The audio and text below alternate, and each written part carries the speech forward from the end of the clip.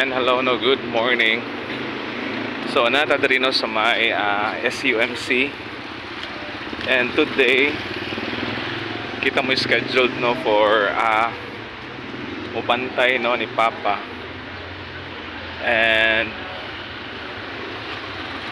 dapat 8 no, medyo late tagamay, medyo late tagamay.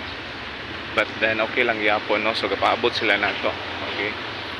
So, thank you Lord no sa mga nagpray nato no. Of course para ni Papa pod, and thank you kayo sa tanan. And today schedule gyapon ni Papa karon no for dialysis. And until no, from morning until evening, hopefully sayo lang pud mapulihan niya gabi no, because kuan man ka ng tomorrow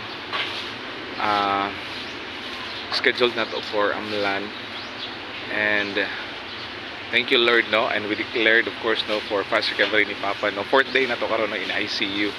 Okay, so thank you Lord no sa tanan ng mga prayers no, so mopasulod na pud na. Okay, so nanata mismo no sa may Silliman University Medical Center no. So God bless no, today is Saturday. Okay, so bye bye no, God bless everyone.